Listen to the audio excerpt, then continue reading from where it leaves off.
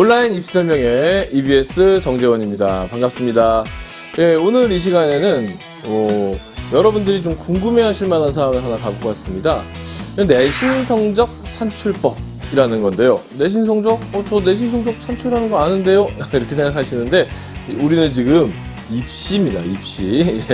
일반 과목, 학과 과목이 아니고 우리 입시입니다. 그래서 대학 입시에서 내신 성적은 어떤 식으로 반영되는지에 대해서 살펴보는 시간이고요. 특히 올해부터는 진로 선택 과목이라는 거 들어보셨죠? 진로 선택 과목은 등급이 나오지 않고 성취도만 나오는 과목인데, 이 성취도만 나오는 진로 선택 과목을 대학에서는 이 9등급이 나오는 일반 선택 과목과 함께 어떤 방식으로 반영하는가, 이 부분을 갖다가 점검하고 또 여러분들의 궁금증을 좀 해결하는 시간을 가지려고 합니다. 몇 개 대학의 예시를 중심으로 설명을 해드릴 테니까요. 귀를 쫑긋 여시고 화면을 응시하시면서 강의에 집중해 주시기 바라겠습니다. 그럼 바로 시작하겠습니다.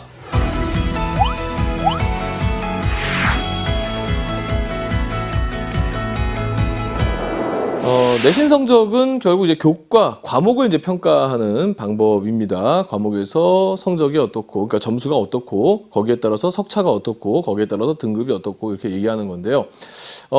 크게 이제 여러분들이 배우는 과목은 세 가지의 종류가 있습니다. 그래서 고등학교 1학년 때 이제 공통 과목이라는 게 있고요. 그리고 이제 2학년, 3학년 때는 일반 선택 과목과 그리고 진로 선택 과목이라는 게 있습니다. 일반 선택 과목은 대체로 이제 수능을 본다라고 생각하시면 사실은 좀 편한데, 물론 수능 안 보는 과목도 있지만 수능을 전제로 하는 그런 기본적인 과목을 얘기하는 거고요.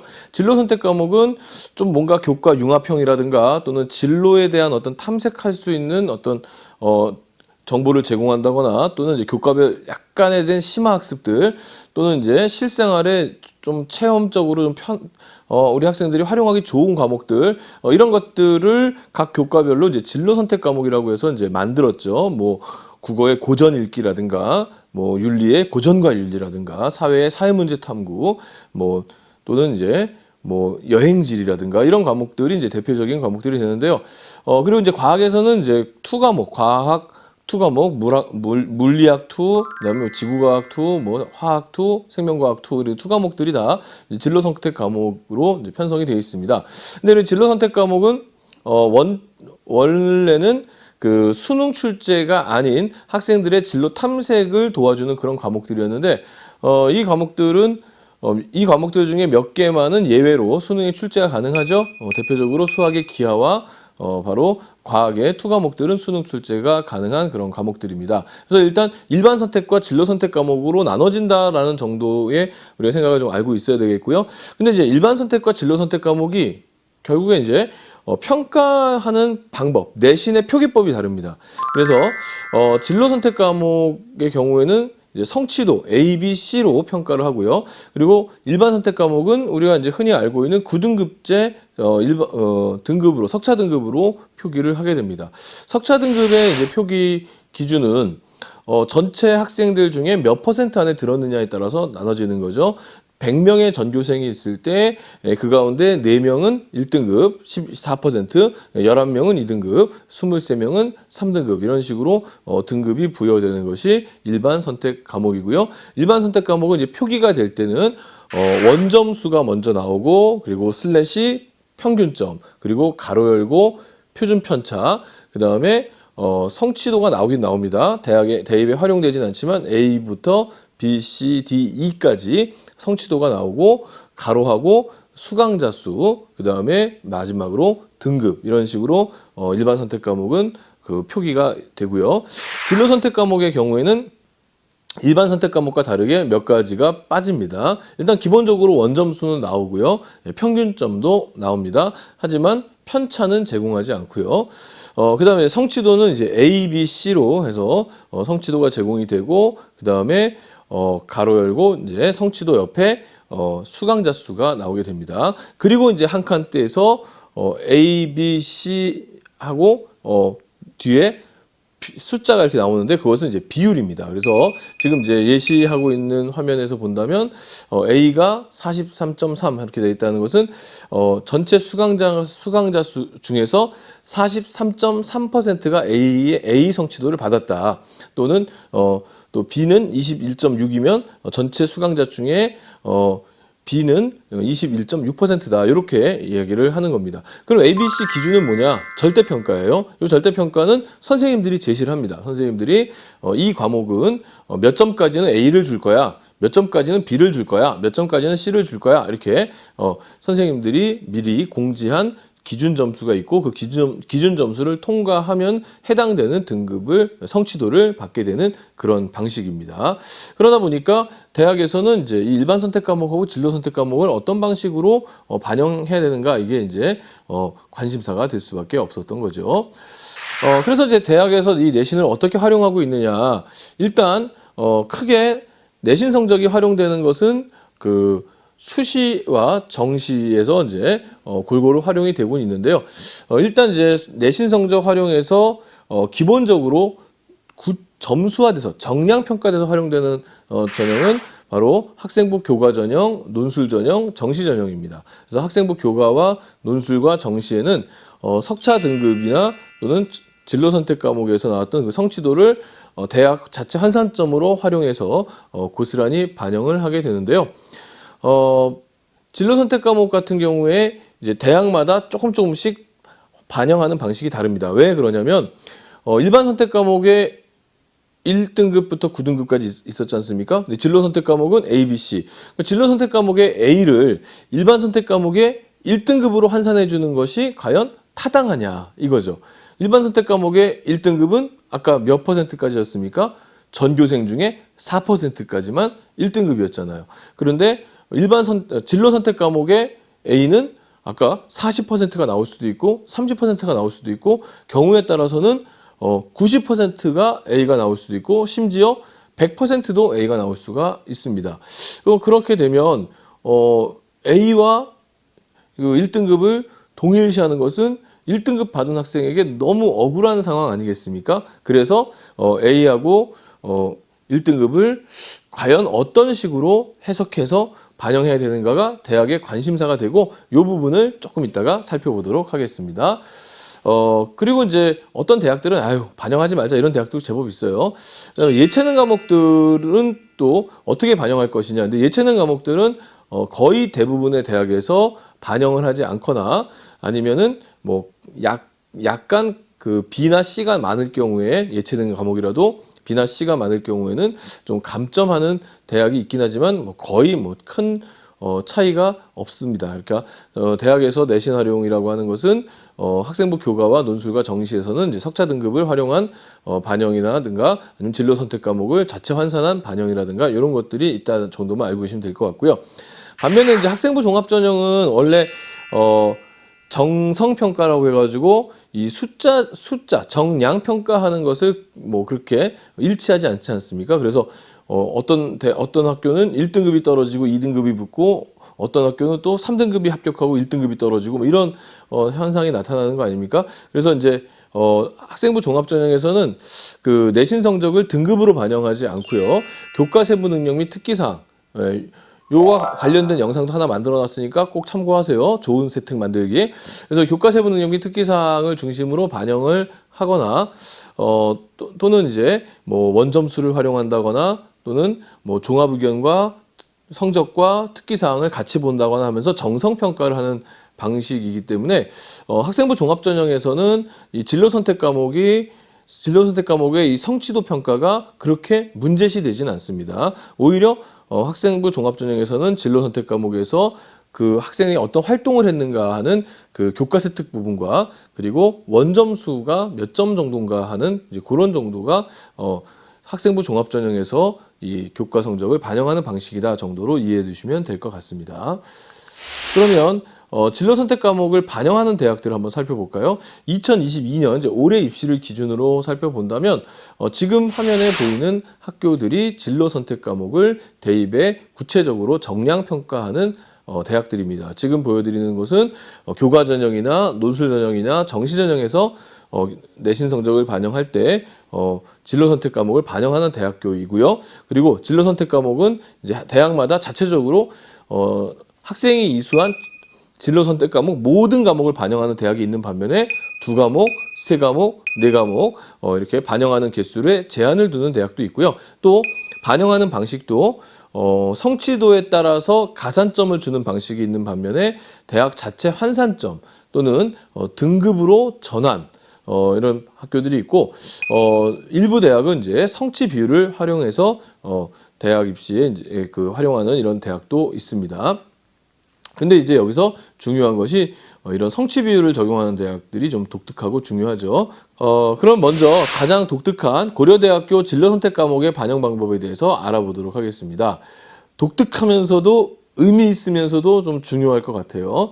워낙 근소한 내신 성적 차이로 합불이 갈릴 수 있는 대학이기 때문에 이 진로 선택 과목의 반영 방식에 따라서도 의미 있는 결과가 나올 수 있을 것 같습니다.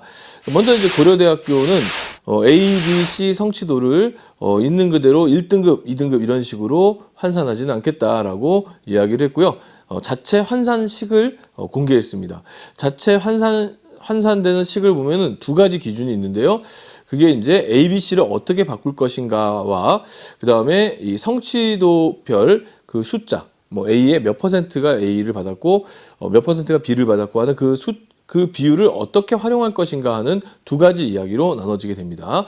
일단 기본적으로 A를 받은 학생은 먼저 무조건 1등급을 준답니다. 그러니까 A는 1등급은 기본인 거야. 그렇죠? 그래서 1등급을 받긴 받는데 거기에 이제 뭐가 차이가 있냐면 A는 1등급 더하기 그 뒤에 뭐가 붙어요.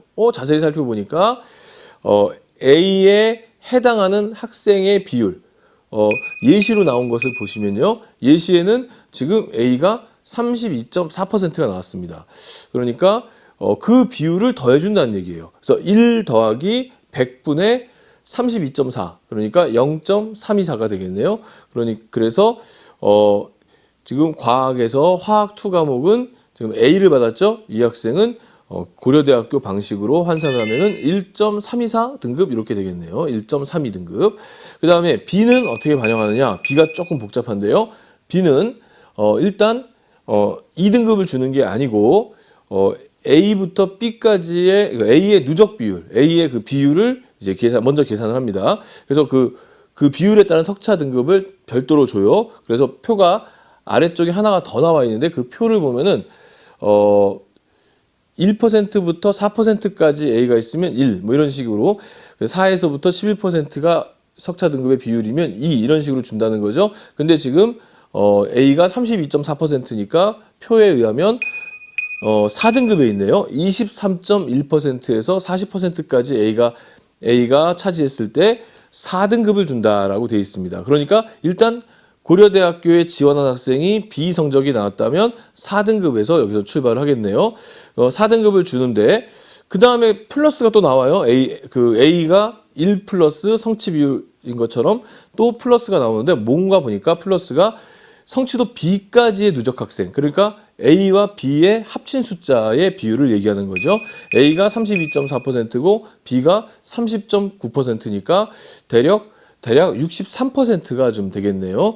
그러면 B는 4등급 더하기 0.63을 더해야 되니까 결국엔 B를 받았으면은 4.6등급이 된다. 4.63등급이 된다. 이렇게 우리가 볼 수가 있겠습니다. 그래서 화학은 1.32등급, 기하는 4.63등급이 되는 거 그 원리를 아시겠죠? 그럼 어떤 학생들이 불리할까요? A가 너무 많은 학교. 그러니까 A가 90%가 되면은 1등급 받았는데 환산 점수는 1.9등급이 되는 거죠. 그래서 A등급 받았는데 A등급 받았지만 1.9등급이 되는 거고 A가 20%밖에 안 되는 학교는 1.2등급이 되니까 거기서 0.7등급 차이가 벌어지게끔 만든 그런 방식이에요.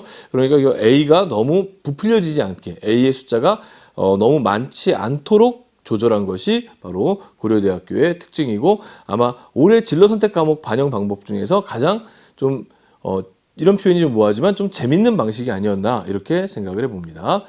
연세대학교는 어떨까요? 연세대학교는 되게 평범합니다. 연세대학교는 ABC 기준으로 A를 받은 성취도 A는 그냥 20점을 주고 B는 15점, C는 10점 아주 매우 쿨하게 점수를 주는데 이게 이제 어떤 식으로 반영되냐면 공통 과목과 일반 선택 과목의 80%가 반영이 되고요. 진로 과목은 이제 20%가 반영이 되면서 최고점이 이제 20점이 되는 그런 방식이죠.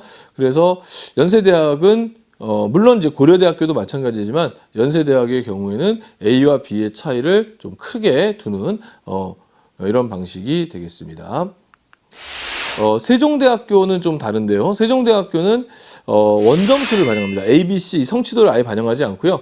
원점수를 이용합니다. 그래서 원점수가 90점이면 1등급을 주고 80점이면 2등급, 70점이면 3등급 이렇게 주기 때문에 원점수가 높은 학생들은 세종대학교에서 좀 긍정적인 평가를 받을 수가 있다. 이렇게 볼 수가 있겠고요.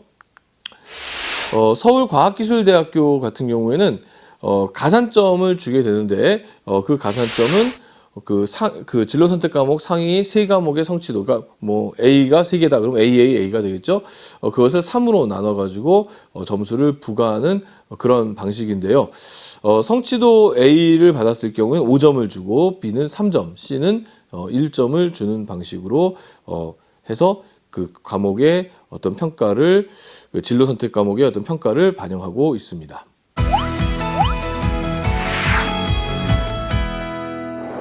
이제 끝으로 내신에 대한 여러분들의 오해에 대해서 좀 얘기를 좀 하고 싶어요. 내신과 수능은 별개다라고 생각하는 친구들이 많은데요. 과연 그럴까요? 저희들이 조사해 본 바로는 내신 성적이 좋은 학생일수록 수능이 잘 나올 가능성이 더 높았습니다. 내신 성적이 좋다고 해서 무조건 수능이 잘 나오는 것은 아니지만 내신 성적이 높은 학생이 수능이 잘 나올 확률이 높았다는 이야기고요. 반대로 수능이 높은 학생을 역추적해 봤을 때 내신 성적이 좋은 경우가 내신 성적이 안 좋은 경우보다 훨씬 더 많았습니다. 이런 상황을 봤을 때 내신과 수능은 별개라고 할 수는 없을 것 같아요. 그 다음에 두 번째로 내신은 등급만 좋으면 된다라고 하는 생각을 갖는 친구들이 있는데요. 내신 성적이라고 하는 것, 내신 등급이라고 하는 것 사실은 근본적으로 따지면은 성적을 위해서 학교가 존재하는 것, 성적을 위해서 교과가 존재하는 것은 아니거든요. 교과가 존재하는 이유, 우리가 내신 공부를 해야 되는 이유는 각 교과별로 가르치는 다양한 지식과 정보들이 있습니다. 여러분들 생각해 보세요. 여러분들이 초등학교 1학년 때부터 지금 고등학교 2학년, 3학년에 올라오는 이 지금까지의 과정 속에서 여러분들의 지식을 넓혔던 것은 어디였습니까? 텔레비전입니까? 라디오입니까? 신문입니까? 인터넷입니까? 그래도 대부분은 뭐예요? 교과서에서 또는 학교 수업 시간에 배웠던 수업 중에 배운 내용들을 토대로 여러분들의 지식과 정보가 쌓여져 있는 거 아니겠습니까?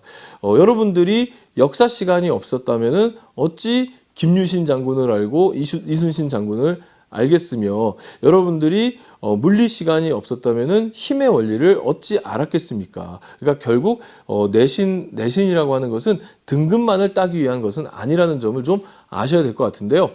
경우에 따라 이런 학생들이 있어요. 그래도 내신만 좋으면 되는 거 아닙니까? 내신 교과 전형이 있는데 내신만 좋으면 봉사활동 뭐 부실해도 되고 뭐 독서 별로 안 해도 되고 그런 거 아닙니까? 학교 생활보다는 또 학교 생활기록부의 내용보다는 내신 성적 등급만 좋으면 되는 거다라고 아주 철석처럼 믿고 있는 친구들이 있는데요.